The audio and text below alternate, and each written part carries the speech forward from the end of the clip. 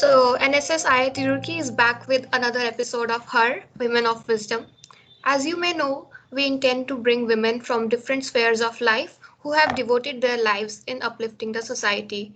Through this talk series, we aim to bring their voices and experiences to you. So, today we have Ms. Ruchira Gupta with us. Ms. Ruchira is a renowned journalist and activist.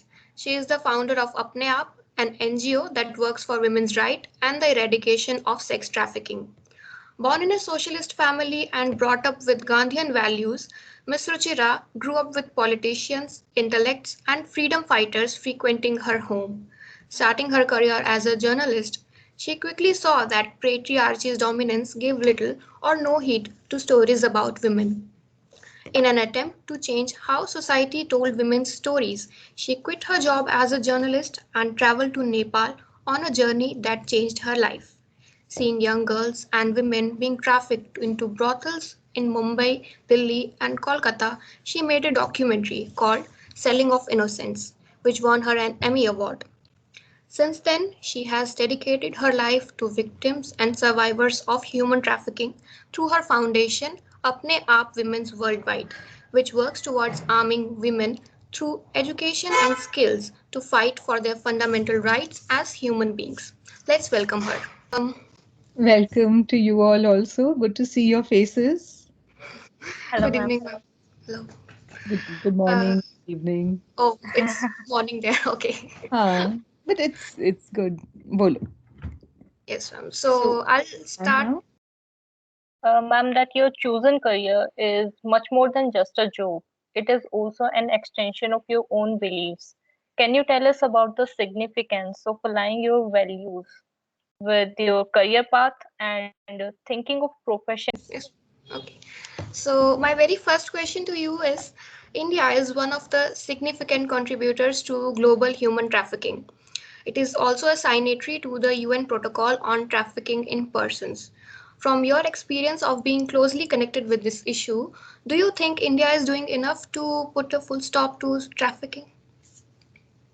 India is not doing enough to combat trafficking, and because of that, the scale of human trafficking has tragically gone up in our country. Uh, every year, thousands of women and children are trapped in prostitution, and more people are pulled into cheap labor, child labor, forced marriage, and sex trafficking because of two reasons in India. One is apathy by the policymakers who don't prioritize human trafficking, because the majority of those who are trafficked are poor, female, and low caste, or from an oppressed caste.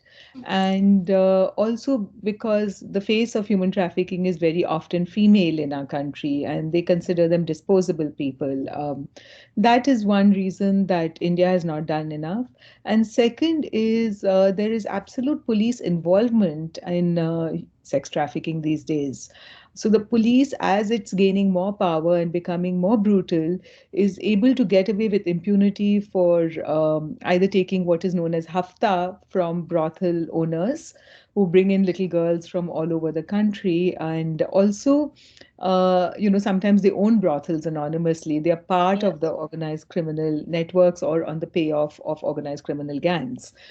So this combination has become very, very uh, tragic for the last girl, as I call her, the 13-year-old who's most likely to be trafficked in India. A few years ago, the National Human Rights Commission had done a survey in which they found that the majority of trafficking cases in India were of girls between the ages of 9 and 13. And they were all from oppressed and dominated castes. And they were the major 70% were female.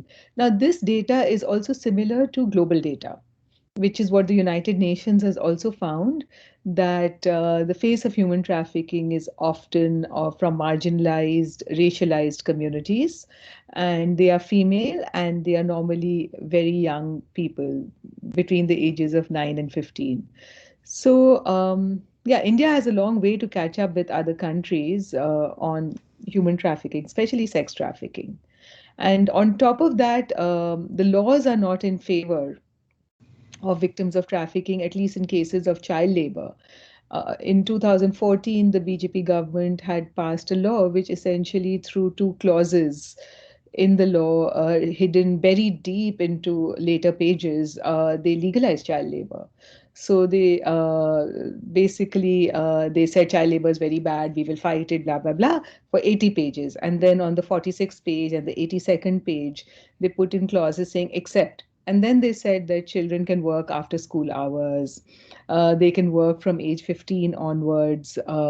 They can even work at 13 onwards now if they work from home. Now, basically, most children are in bonded situations who are in child labor. The parents are already in bondage. And this then just made the parents more vulnerable to being preyed upon by overseers. And, children are forced to work there's a tick mark that they're going to school when they're not really in school. And then it just amplifies the whole thing into making them work, work, work, sewing buttons and this and that. When are they going to do their homework? When are they going to eat? When are they going to play? When will they go to school?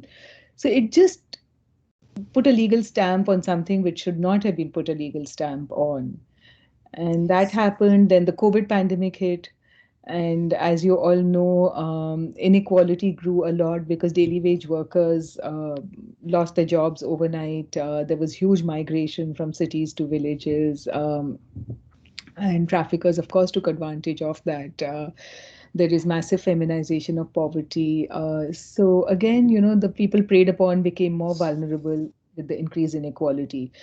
So that is why trafficking in India has increased, and one is apathy, the other is corruption, and the third is wrong policies. Yes. Yes, ma'am, those are very, really good points you mentioned. So, our next question is about your organization. Apne Aap Women's Worldwide aims to end the sex trafficking.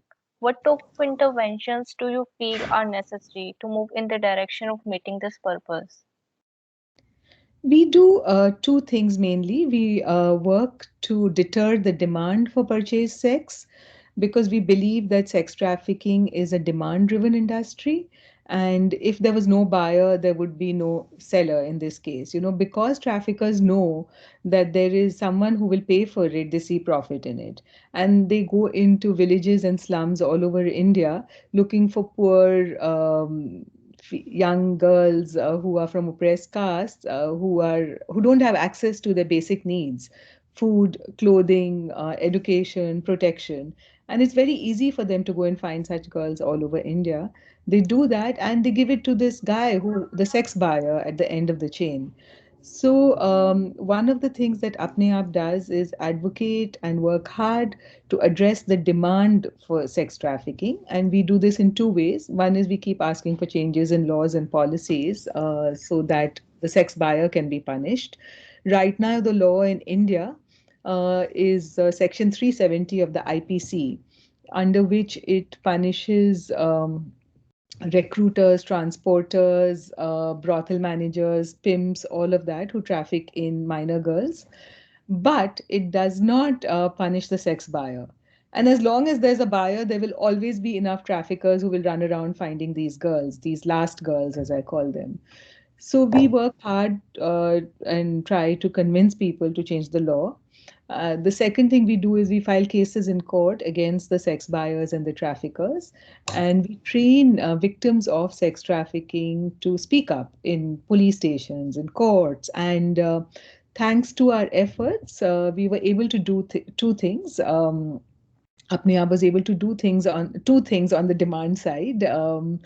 The first thing was that we were able to get at least a semblance of a UN protocol kind law passed in 2013, which is known as Section 370 IPC, as I mentioned, in which there are protections and services in law for victims of trafficking. And there is also punishment of buyers, not sex buyers, but of traffickers in the law.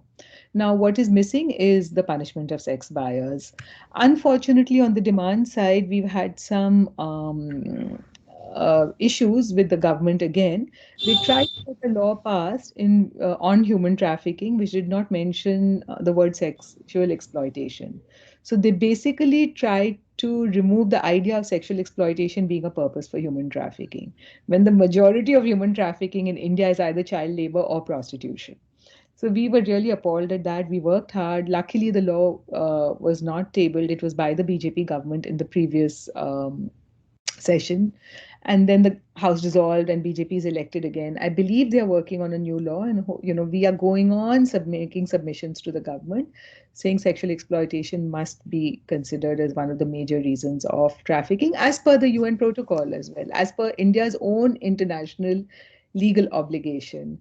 And the second thing that we are trying to do is work right in the grassroots, to work inside the red light districts and brothels and slums from where girls are recruited, among nomadic groups who were labeled as criminal tribes under British colonialism, which are now suffering from intergenerational prostitution. Prostitution that is passed down from mother to daughter for now 100 years. And we are trying to break the cycle of that intergenerational prostitution and reduce the vulnerability of those who are at risk for being trafficked, by increasing choices for at-risk girls and women and for prostituted girls and women through a program we call the 10 Asset Program. And basically, the 10 Asset Program is helping the children and women find a safe space. In the safe space, start education and self-confidence classes. And then once they have that a little bit, then we help them get government IDs like birth certificates, caste certificates. Then we link them to government welfare programs so they can at least meet their basic needs in a cheaper way, so they don't get into debt for that. Then we link them again to other NGOs or private sector initiatives or government initiatives where there's training for other job skills, and help them open bank accounts and start small businesses. And we also create small friendship circles of 10 women each or 10 girls each, which are not rigid like the self-help groups. We call them self-action groups. And basically, they're like pressure groups so that they know that they can rely on 9 other friends to stand up with them if there's any crisis. And then we federate all these groups to become, like, now we are more than 1 million people who have been through Apne Aap programs and can march on the streets for any laws. So, in that, what we have done, our success has been that we have educated thousands of children of prostituted women through school and some through college, and many have got jobs and taken their mothers out of the red light areas. And therefore, in their communities, they have broken the cycle of intergenerational prostitution. First time ever in a century, not in a decade, not in 2 decades, in a century. So that is a huge success of Apne Aap. In one of the areas where we work in Bihar, the red light area itself has become what I would like to say a green light area, because now the traffickers are in jail, the children are in school, and the women have got the homes which were their brothels. It was home-based brothels in such communities, and they've turned that into their homes and their places of their small businesses where they store their masalas if they're selling masalas, or their tea ingredients if they're tea sellers, or vegetables if they're vegetable vendors. One or two women, also because they could sing and dance, have started their own dance companies for weddings and things. So, it's transformed. It's become a safe place. And, many of the girls, as I mentioned, have come out of these communities, the Nuts, the Bhedias, the Sasis and Perans, and they finished school, they finished college, they've got jobs as Domino's pizza parlor managers or as animation artists and other things. And they are earning an income. They have rented places, moved their mothers out. And in other times, we have helped the women fight cases against the traffickers, get some compensation, buy some land, move out of the red light area and build their own homes. This is in rural India. And in urban India, of course, land is not possible. So they've been able to rent some place and move out. So, we've got an integrated, holistic approach where we work at the grassroots to help individual people, and we work at the policy level, both in India and at the United Nations, to change laws and policies. So this is what Apne Aap does. Yes. So we are talking about Apne Aap. First of all, kudos to your team, and you're doing such a great work. Your emphasis on self-empowerment is fundamental to both the meaning and aim of Apne Aap. Can you explain what self empowerment means to you and why is it essential for growth, for any type of growth? You know, the word apne aap actually means self action in Hindi. And all of us have said this to our parents growing up. When we want to say, you are not the boss of me, what do we say? We say, main apne aap karungi, right? So we've always wanted to, eh, yeah, enforce our self empowerment, right? And I realize how important this is for a woman who's beaten down, oppressed, raped repeatedly to be able to find that strength inside her to stand up to a trafficker. Because unless she begins to make the journey, there is no possibility of her being able to even access the services and the help that is available. So that is why Apne Aap is based on the idea of self empowerment, self action, and it's a very Gandhian idea because Gandhiji used to speak about ahimsa, which is non-violence, and he used to speak about antodaya, which is uplift of the last. And for apne aap, the last is that last girl, the 13-year-old in a brothel, or the 13-year-old on a street corner who's likely to be picked up by traffickers. And she's poor, and she's female, and she's from a dominated caste. So all her dreams and desires are crushed even before she can begin life. And her life is marked by absence of choices rather than by a choice. So we try to make sure that she has more choices through self action, because then she knows that she can do it. As long as somebody else is helping her only and she's not making any choices for herself, she will never feel confident enough to face the world, because we are not going to be able to change inequality overnight. We don't have that magic wand. But what we can do is teach a person how to face that inequality and change it slowly, slowly, because it's going to be a long haul. And so we have to teach people how to do that. So that's one part of our idea of apne aap. That's what it means. And the other thing also is that apne aap also understands that we can't do it alone, even though we may have the desire to do it alone, which is why Apne Aap is also based on the idea of the circle, the mandala. You may have heard in the Buddhist terms and Hindu terms, we say a circle is a Mm. mandala, right? And so we organize the women and the girls into groups called the mandalas, right? And these circles are small where everyone can have a voice. They're not so huge. They are equal. There is no president, vice president, nothing.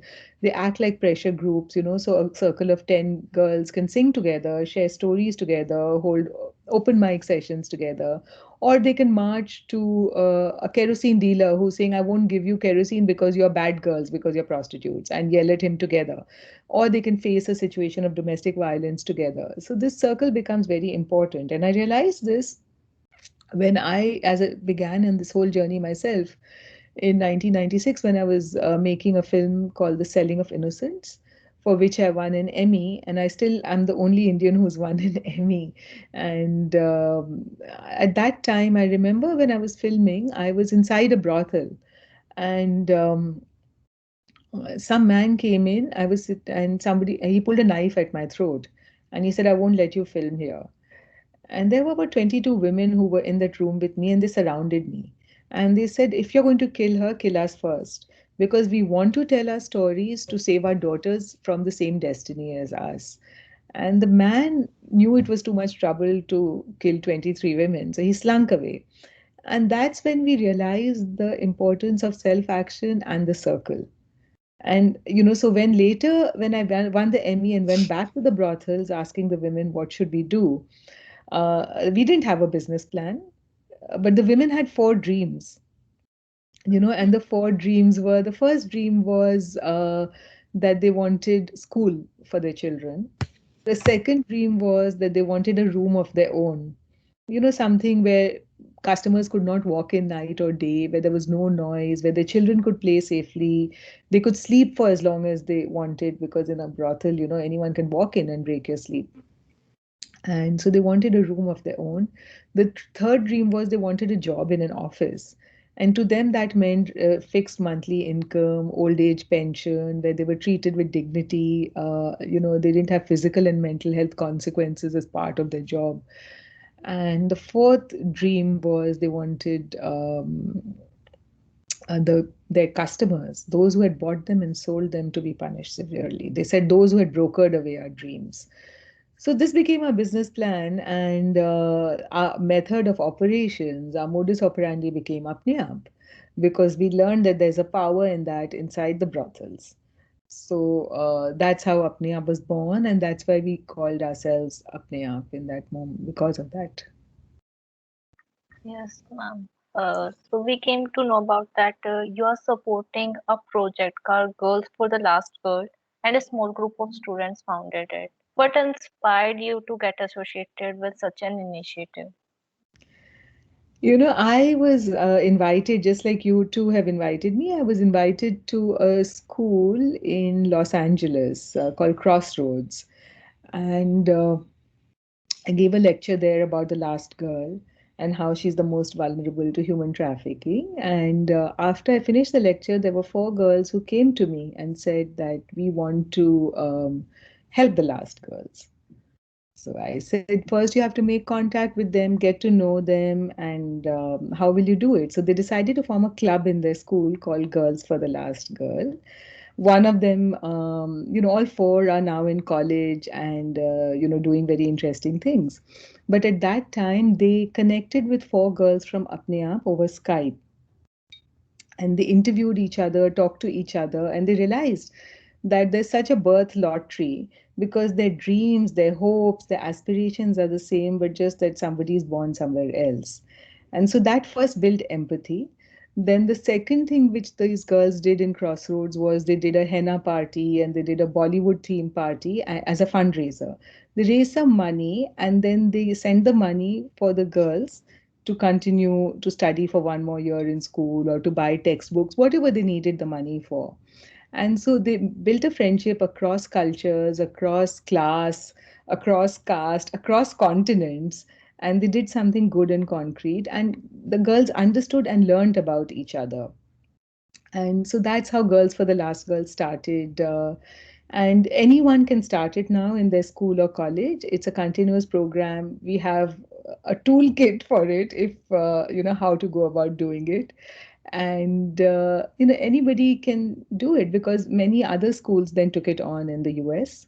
And it's a very easy thing to do, and it helps you connect and it helps you carry on. So it's a fun thing to do also.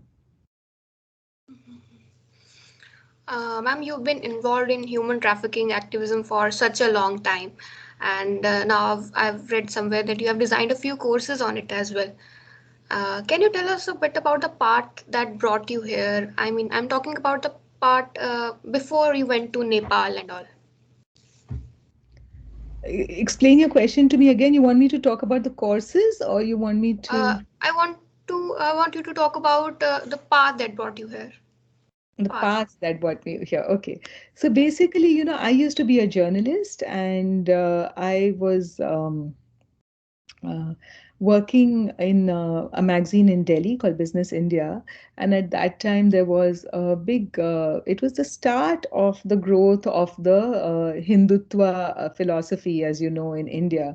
There was something called the Mandal Commission report, which was passed in parliament, which had created jobs for a lot of OBCs and Dalits in government bodies across the country, quotas as we call them. And there was a big backlash against it on the streets, by upper caste Hindutva people, saying that, oh, our jobs are going to be taken away, etc., etc. And in that moment, a whole campaign was launched by the BJP in those days to build a temple in North India in Ayodhya. And they had identified a disused mosque, saying that this is the exact spot that Ram was born. And Advani was taking out a car, basically a van, which he called a chariot through India, mobilizing people to come to Ayodhya to help break the mosque and bring bricks to build the new temple. So I began to follow him as a journalist. And I was in Ayodhya on 6th December 1992, the day this mosque was destroyed. And when after the first dome came down, I went inside the mosque to see what was really going on. And I was wearing jeans and a shirt, and I thought this is the right, you know, that's how journalists were dressed casually. And I put a hanky on my head because it was really hot, a wet hanky. And when I went inside, it was packed body to body with men. Clearly, I was not one of them. I was in jeans and a shirt. I was female, and many of the men started heckling as soon as I came in. Who is she? Why is she here? And some started pulling at my shirt buttons. Others started poking me in my breast, pinching me on my bottom, etc. And others started saying she must be Muslim because they saw the hanky, and they said "Maro, Maro," and Babar ki aulad and stuff. And I couldn't get the words out because some hands began to strangle my throat. But then, it was a matter of chance. Some people decided that this is not the place. Someone said, "Yahan nahi marte hain," because this is a sacred place. This is where Ram was born. So I was pulled out to a trench they had dug around the mosque. And there, a man I had interviewed the day before saw that I was being attacked. And he jumped into the trench and he says, "I know her, and she's been following Advani ji, and she's from," and I had told him that I have an association with Bihar. So he said, "I know her, she interviewed me, she's a journalist, let her go." They hit him. He was bleeding also, and but he pulled me out, and those people ran away. So I was not raped, and I was not dead, so but I did come very near to both.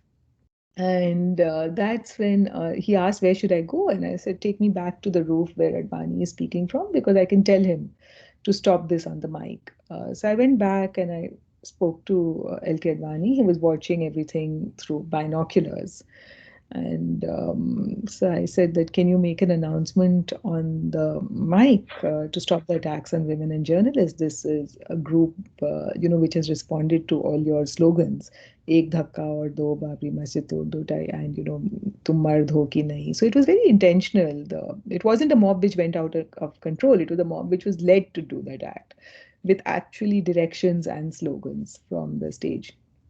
So I said, "This is what they're doing. Please stop it." So then these people said that Advani said, "No, no, it's a very historic day. Forget what happened to you, celebrate." He tried to give me some sugar to eat. I said, "I don't want your sugar."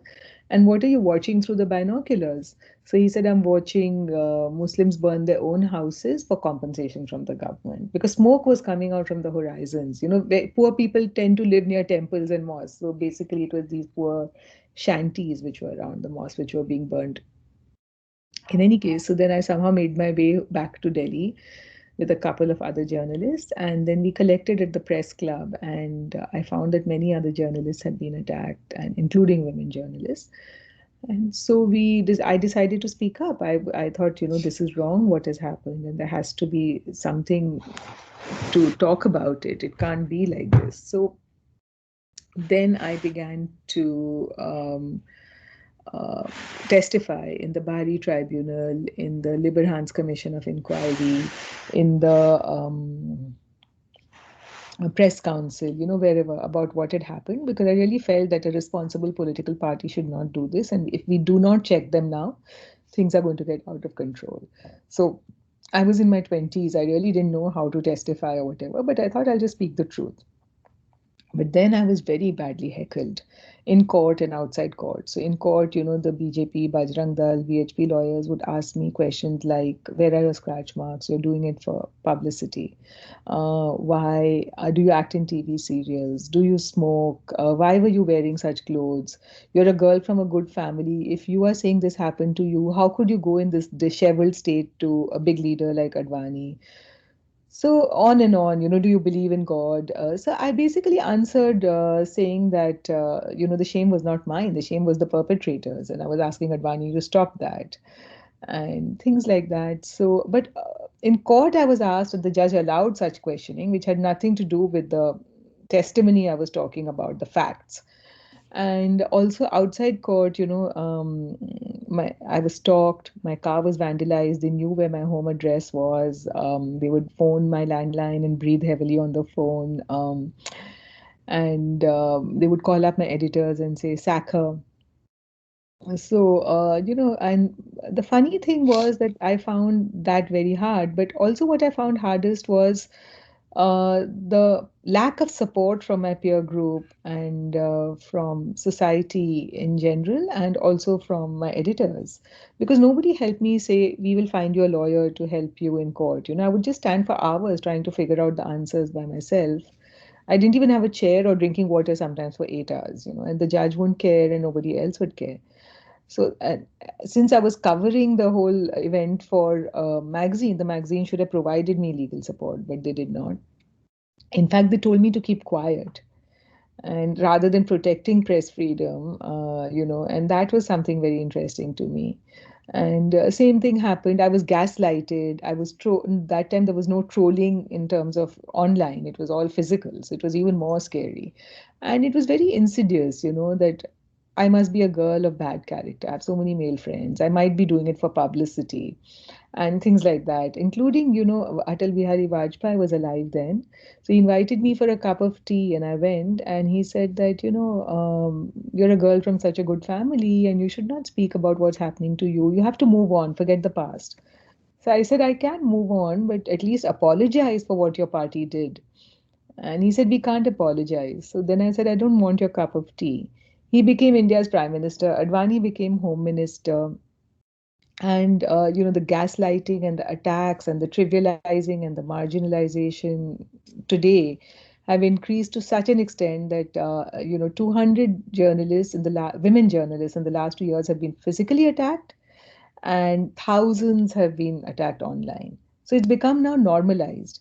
And earlier it was, they could say it was a mob going out of control. Now it is followers of the BJP, there are fan pages of BJP leaders, etc., who are doing this. And finally, now it is police filing complaints against people on charges which are completely unfounded. So now it's become the new normal. And because we allowed it to happen at that time, it's just escalated because they knew they could get away with this with impunity. The gaslighting, the stalking, the attacks. But what that did for me was that it made me understand what happens to a woman who's gaslit, what happens to a woman who's trivialized, whose voice is marginalized and silenced. And, I left Delhi out of sheer disgust. I resigned from my job and I left Delhi out of sheer disgust at all this and pushed off to Nepal to do a story in the villages of Nepal about how villagers were managing their natural resources. I thought that will take me away far from the maddening crowd. And that's when I came across rows of villages which didn't have any girls from age 15 to 45. And I began to ask the question that where are the girls, which any journalist normally does, as you all know. And I found that a smooth supply chain existed from the villages of Nepal to the brothels of Bombay, which were like 1400 kilometers away. So I followed the trail, and to my horror, I entered into hell because there were these small rooms, 4 feet by 4 feet, with iron bars on the window, and little girls between the ages of 9, 13, 15 being raped by 8, 10 men every night, muscle men, pimps, brothel managers sitting at the door, and rats on the floor, children playing on the floor, the suffocating 3, 4 beds in one room, hardly any ventilation. It was really horrible. So then I wanted to do something about it, and I ended up making this documentary, The Selling of Innocence. And that was a life changing experience for me because I began to get to know the women as I was talking to them, their dreams, their hurts, their hopes, their ambitions. They became human. And my own experience made me understand how gaslighting works and how suppression and invisibilization works. So I said, I will give you a voice through my documentary and we'll see what happens. And I did give a voice through my documentary. And that happened. I won an Emmy and I felt, oh, journalism is not enough. I was getting every job offer in the world. And I said, no, I want to do more. So I quit journalism, went back with the award and the documentary to the women. And that's how Apne Aap started. And we began to do these work inside the red light areas of Bihar, of Delhi, of Bombay, of Calcutta, all over India, and began to advocate for better and better policies and laws. So that's our Your story. journey is it's really inspiring, You ma'am. are really a very courageous woman, and our society needs more women like you to put an end to all this. Your experiences and struggle clearly lays that your chosen career is much more than just a job. It is also an extension of your own beliefs. Can you tell us about the significance of aligning your values with your career path and thinking of profession as an extension of yourself? Yeah, so when I was 15, I grew up in a Gandhian household. Like my parents still wear only white. My father goes every second October to buy his dhoti and kurta from the Khadi Bhandar, the local Khadi Bhandar. And he went to jail for India's independence as a 15-year-old for a month. And so I grew up with the values called simple living, high thinking. And so, though we were not badly off, we were never starving. We had everything that was required: a roof, food, good education. I also never learned about flamboyance growing up. And also, my home used to be like a salon with a lot of activists and leaders and all coming in talking about how they wanted to change India, make it a better India. And caste was often discussed in my house. That caste is class in India, and I was taught to notice inequality and to make sure that if I could not do anything about it, at least to be empathetic and sympathetic, even as a child growing up. So by the time I was 15, I knew I wanted to change the world. And I was a bookworm. I used to read all the time from morning to night. So I thought, okay, I can do it through writing. So I wanted to be a writer, and I wasn't sure if I could ever be a good writer. So I thought, okay, I'll be a journalist because that requires just straight facts. And even if I can't write an elegant sentence, I can write a factual sentence. So I chose journalism in that moment, that process. And I announced it and I said, I want to change what's unfair in the world by exposing the lies and the untruth and the injustice. So that's why I decided on journalism, not as a profession, but as a calling. And there is a difference between a profession and a calling. Because to me, I wanted to use the pen to change the world. That was the calling. And communication. And that's what I kept doing. So I joined the Telegraph in Calcutta, then I joined Sunday Observer, then Business India, then BBC, and then I quit and I worked in the United Nations for the next 10 years. And now I teach and I write, and I've used whatever medium I can to communicate and expose injustice in the world. So first it was through articles, then it was through the documentary, then it was through writing policy papers, now it is through speaking. So whatever means I can use, I think I want to communicate to expose the injustice in the world. So that is how my values matched my occupation, profession. Because people often ask me, what do you do? And it's hard for me to describe myself that I'm a journalist, I'm an activist, I run an NGO, but that's not the only thing I do. I have, like a violin or a guitar, I have several strings on a sitar. A sitar has seven strings, right? Setar. So I have several strings to my bow, and but all towards the cause of fighting injustice.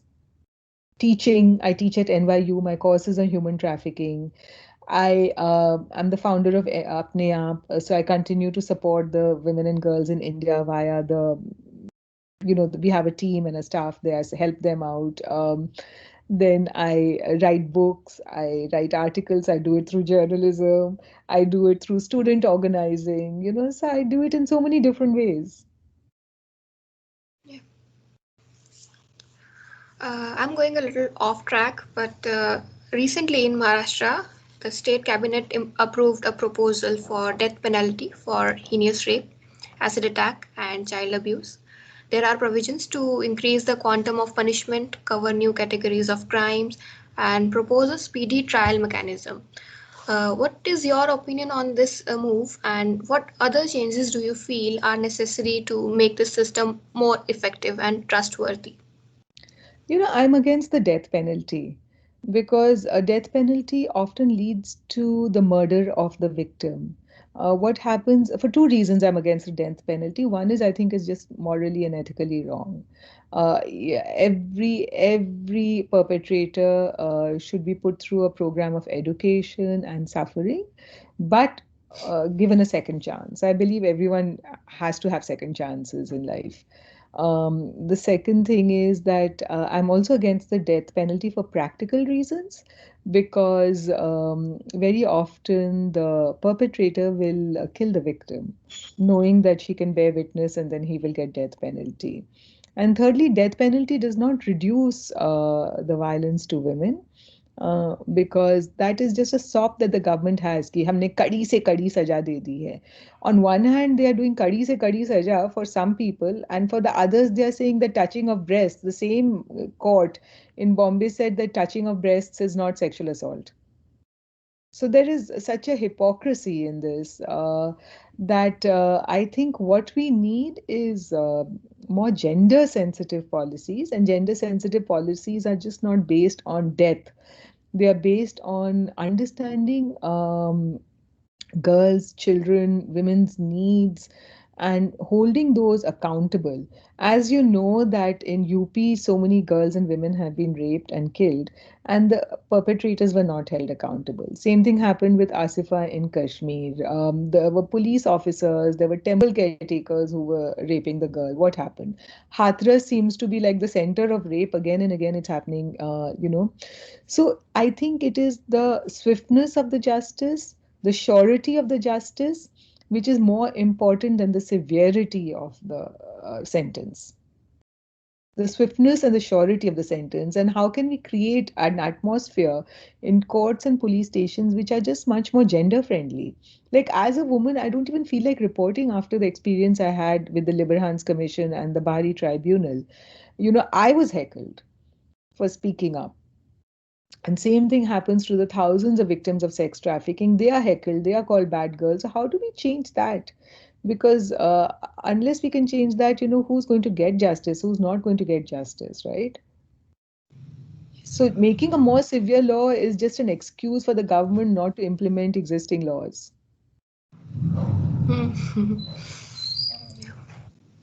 So last but not the least, how important can be the role of our society in putting a full stop to trafficking?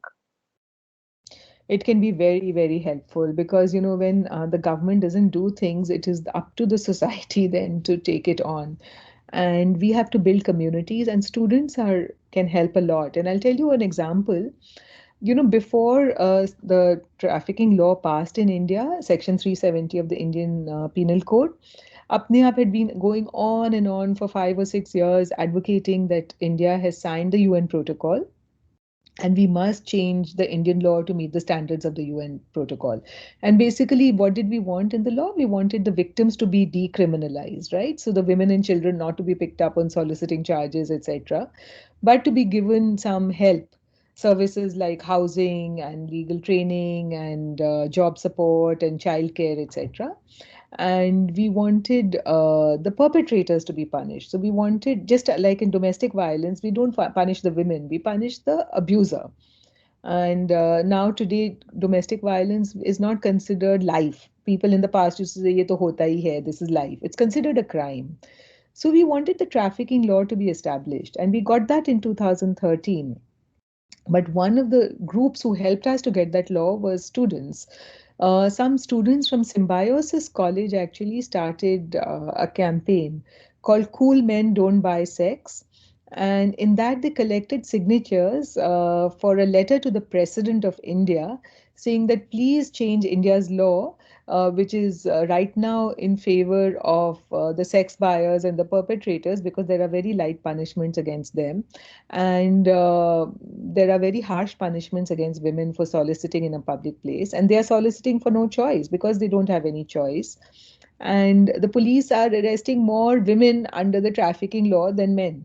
So please change it. And ultimately, it led to so many campuses picking up the campaign, and more than 10,000 people signed. And it went to the President of India, who was Pranab Mukherjee, and it played a role in the changing of that law in Section 370 of IPC. So students can play a big role in doing things, because people listen to you all. You all are, don't have any agendas. You just want a better world. So students can help run campaigns. They can come and teach. They can volunteer, because any kind of civil disobedience must go with constructive action. All of you have a lot of issues right now. I know you're thinking about what is the future of employment. You are thinking about what is even the future of marriage. Can you date easily? Can you meet boys easily? You don't know. Boys must be thinking the same thing. because the society atmosphere is changing. You are thinking about, how can you become independent? What about scholarships if you want to do for future studies? Government scholarships are being reduced. But you might sit for civil disobedience protests for these things, that don't cancel scholarships, don't do love jihad, don't you guarantee employment, etc., etc. But if you don't do some constructive action along with the civil disobedience, your civil disobedience will fizzle out after the protest. But what Gandhi did was that he always, wherever he went for civil disobedience, including Champaran, he started an ashram. And there he started some work for the local community, cleaning ponds, then stitching, sewing, adult literacy classes, etc. So go local, but do some social service, what's called social service now, but constructive action with your fellow students wherever you are. It's so important. That's why Girls for the Last Girl, right? That you have to Yes. disobey when some law is wrong, but you also have to do something for society at the same time. Yes, one of the Yes. reasons that we started this talk series was also that in order to drive students to work for the cause of society, because we are not in campuses yet, so we have to do works like these. I do take interns and volunteers. Right now, there's 30 students from University of Ahmedabad who are interning with me.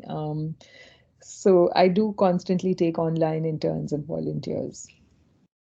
Yeah, so we'll think about that as well. Yes, so this marks the end of our talk today. Welcome. Talk soon then. Bye. Okay, ma'am, Bye, thank ma'am. you. Bye.